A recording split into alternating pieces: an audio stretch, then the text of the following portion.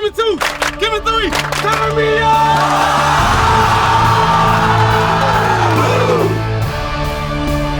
I have one question to ask. Anybody ready to go walk with me? Yes, sir. Anybody ready to go walk with me? Yes, sir. Wartime! Wartime!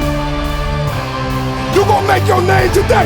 You understand? Yes, sir. 1 o'clock, 2 o'clock. How you feel? How you feel? Yeah! Hey, what's going on, guys? It is Alex with Born to Compete, the #1 source for youth sports. And again, it is another week of big game readies and everything that you look forward to seeing when it comes to youth sports. Let's get straight into it. Let's talk about the Duluth versus South Gwinnett Comets matchup. Duluth, you know who they have. They have realist Booman George, who is considered one of the best defensive players, if not in Georgia, in the country. He is the real deal. When you talk about size, speed, and just flat out aggressiveness when he gets to the ball, trust me, when he gets to the ball, he has bad intentions. And now Duluth has also tried to put him at the fullback position, which we will see how that plays out. Then you're looking at South Gwinnett Comets, the #1 ranked team in the 14 under division, 8th grade football, who many people consider, you can call it that as well, but you're talking about Robert Cooper. You're talking about one of the best linemen in the state, one of the best linemen in the country. If you look around, he's considered one, by any ranking system, whoever you want to talk to, Robert Cooper is up there, and they are going to be going at each other. Boo Man going against Robert, but at the end of the day, this is a team sport. And South Gwinnett Comets right now are rolling. They have #1, they have #10, they have the running backs, they have the receiver, they have the whole total package going on right now, and you're about to see the highlights. Check it out. Now it's time to see the show in the GFL as the #1 ranked South Gwinnett Comets take on the Duluth Wildcats. The South Gwinnett Comets are already up 22-0, so now let's just watch their defense play. As you see, number 82 won a nice tackle here for a loss. Then they try to go outside, but number 82 is there again as the quarterback from Duluth is tackled by a gang of the Comets. And then they try to go downfield, but look at #1 who's having an amazing season as he has an interception. But either way, you know when he gets the ball in his hands, he is trying to score. He is trying to get outside, and he puts South Gwinnett in a good position. Then on the next play, you know the man Robert Cooper himself, big boy, gets in the backfield and gets him a quarterback sack to end the game as South Gwinnett wins the game. Coming into this game. So we knew coming in they had a lot of talented kids. They were big. They were just as fast as we were. We knew we had to come in and have a quick start to get on them early, or else we were going to be in trouble later on in the game. So we challenged the kids before the game to come in and put our best foot forward and put points on the board early. They responded, and that's what we did. So we kind of had them back on their heels most of the game.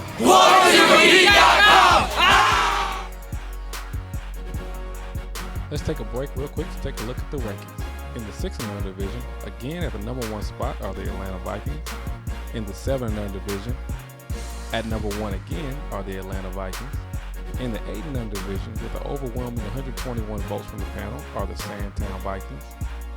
In the 9 and under division, with 97 votes from the panel, are the Ackworth Warriors.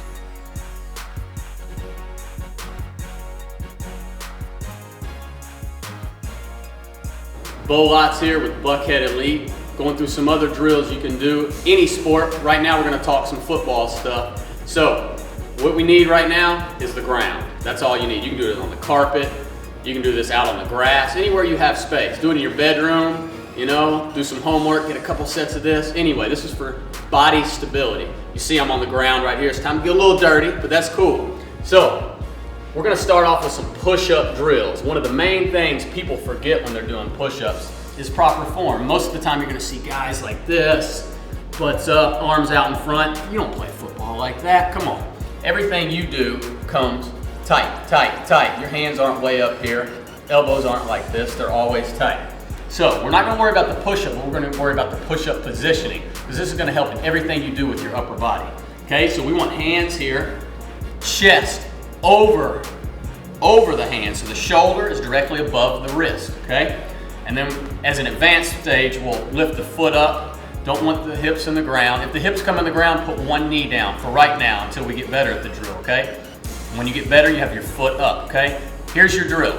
We're gonna go right hand out, right hand back. Neutral head, right hand out, right hand back, okay? And you keep doing that. We'll do 5 to 10 reps, but you wanna get good at it. So be just like this.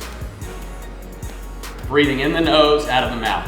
And what you don't want is hip drop, okay? And then you'll switch arms and do the same drill. Now, like I said, an intermediate would be put the knee down when you need to, same thing. You don't want any hip movement. When you have a peer or a coach watch you, make sure your hips aren't down, make sure you're not here. Okay, you want to be in solid position. Any position you play, strength is coming from here. Abs tight, squeeze them, okay? Abs are tight, you should talk like this if you're squeezing your abs right, okay? Only do that to demonstrate that your abs should always be tight, okay? Now, easy drill. You can be creative with this. Right now, we'll just be here, and if you want to switch it here, that's fine, but that's it. It's simple as that. Create stability. You can always work your way into doing a proper push-up. Right now, you want to create a base. Bo Lotz, Buckhead Elite. Next up, we're going to talk about the Gwinnett Chargers. You know about Coach Watson and the Gwinnett Chargers. They went down to Florida. They ran through everybody down there. Then they came back up to Georgia, had a little bit of trouble. They had some trouble with Fayette County. They had some trouble with Union City. They already got payback with Union City, but now they have to take on the Hapeville Hornets within their league, the Youth Football Alliance, the YFA, and the 12 and under division. And I keep telling everybody that will listen, the Gwinnett Chargers, when they have everything going, they are one of the most talented teams in the country, from quarterback to linemen, linebackers, DBs. Listen, they have the total package, but then you're looking at the Hapeville Hornets. And everybody knows they call themselves 100 yards of pain. That defense plays lights out, but now is their first time on the big stage. Let's see what happens, guys. Let's get it on, as it is time for the Hapeville Hornets versus the Gwinnett Chargers in the YFA.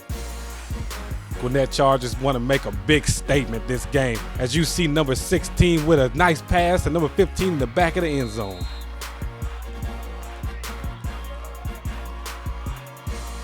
Again, as we said, Gwinnett Chargers said they would use this as a statement game, and look at number 15 in the backfield with a tackle for a loss. Then on the following play, you see the Hapeville quarterback try to get out and make something happen, but this was a synopsis of the whole day, as the Gwinnett Chargers defense was just too much.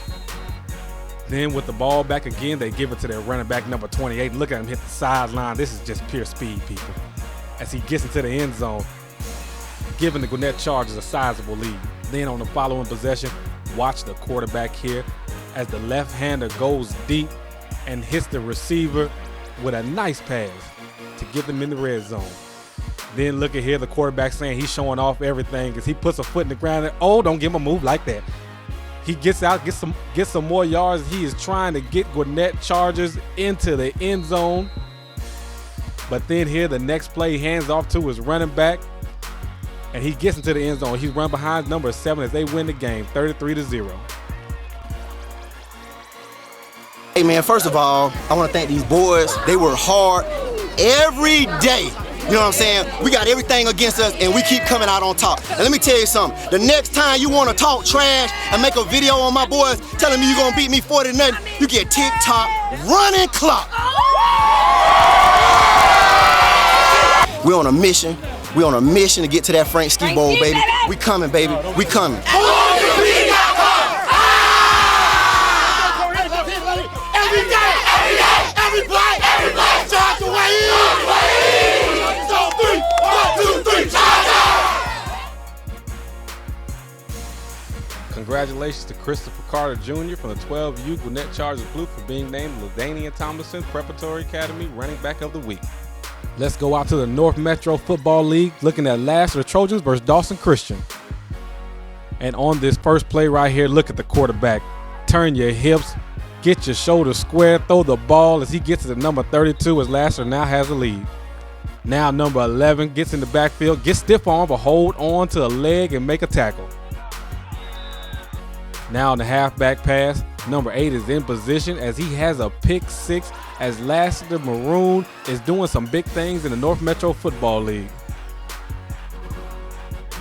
Now Lassiter hands it off to their running back, number 41, makes a nice move, puts his foot in the ground. You see the acceleration on the move and helps Lassiter win the game 30-0.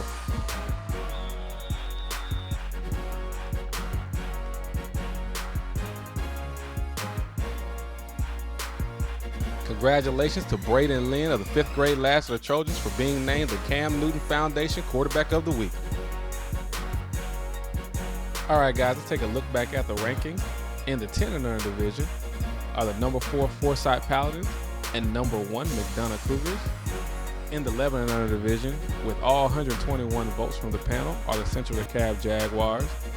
In the 12 and under division, ranked number 1 are the Welcome All Panthers. And in the 14 and under division, you already know them from the Gwinnett Football League. The South Gwinnett Comets are at the number 1 position. Coming up next are the Grayson Rams versus the Parkview Panthers in the 14 under division / 8th grade division in the GFL. Guys, you already know about Grayson. Grayson is good. The talent they have on their team is unmatched, and then the coaching they have, they might win the B2C Coach of the Year as a staff. I don't even know if we've ever named it like that before, but it's very possible. They do some amazing things over there with that coaching staff. They are doing a great job. But you're looking at Parkview, and they're all talent, man. I mean, obviously the coach is doing a great job, but you're talking about AA, Mr. All-American himself, Justin, that linebacker and tight end. The guy can flat out play, but is he enough to take on this Grayson Rams? We'll find out. We are headed to the GFL to see the number 6 ranked Grayson Rams take on the Parkview Panthers. Go Grayson Rams! And if you don't already know his name, whip out your throne, because Prince from the Grayson Rams is picking the ball off and giving the ball to the Grayson Rams. He gets him in a good position. Then Grayson goes back to pass, but you know the man himself, AA All-American Justin at the linebacker position, giving Parkview the ball back. But then Parkview goes back to pass themselves. And Prince is there again with the interception, the overthrow by the quarterback as he gives Grayson the ball back. Now Grayson close to the end zone, gives it to their fullback, and he gets into the end zone for them, giving Grayson the lead over the Parkview Panthers.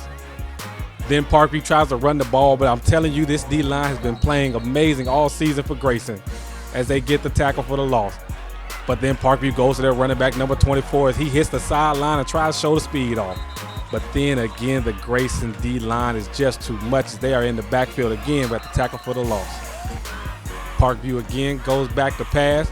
But look, this time as number 7 has a sweet interception coming over from the safety spot to give Grayson the ball back again.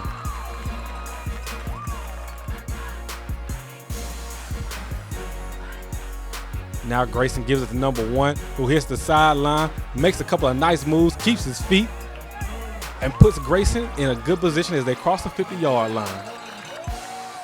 And then down here at the goal line, they go to their man Prince again as Grayson wins the game, 20-0.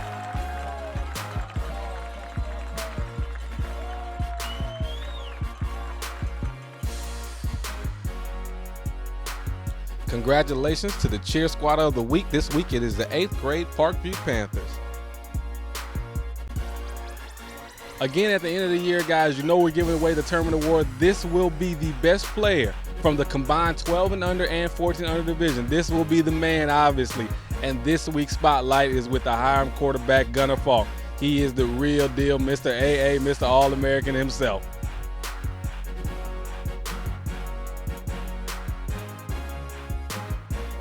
Gunnar Falk, the Hiram QB, is considered by many people as one of the best QBs in the country. He has currently led his team to a 5-1 record in the Georgia Middle School Athletic Association. With a cannon arm, great accuracy, and a leadership mentality, Gunnar has vaulted himself to the top of the conversation for the Tournament Award. And that is this week's feature for the Tournament Award trophy.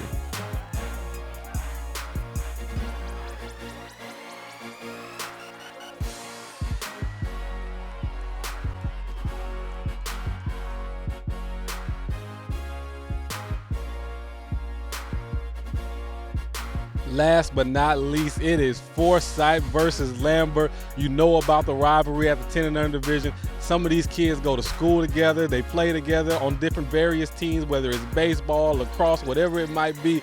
You know, when it's brother against brother, we're going to call this civil rivalry. When it's like that, you know they're about to go out and give it their all. Forsyth right now is ranked number 4 in 10 and under division, and the Lambert Longhorns finally have cracked top 10, and they are ranked number 10. Guys, I am ready to see this game. You are ready to see this game. Let's not hold you up no more. This rivalry goes back as you got the number 10 ranked Lambert Longhorns taking the number 4 ranked Forsyth Paladins. Hey, we've waited 365 days for this game, guys. 365 days, all right? Hey, this team is 15-1 as a team. That's the only team that's ever beaten us. The only team that's ever beaten us. Today we get our redemption.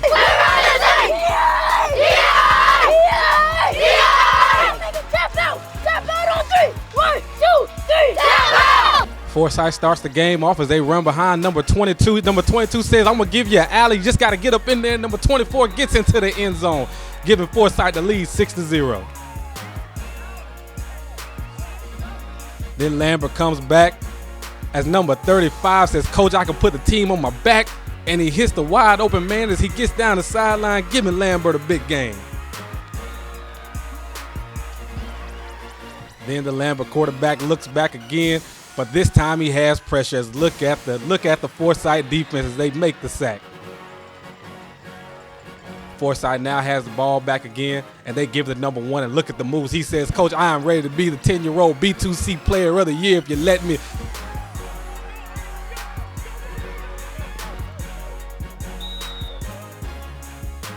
Then they give it to number 24, and number 24 does what he does. He gets behind number 22 again with that block outside, and he is running down the sideline. And right now, the number 4 ranked Forsyth Paladins do not want to look back as they are trying to beat their rival, the Lambert Longhorns.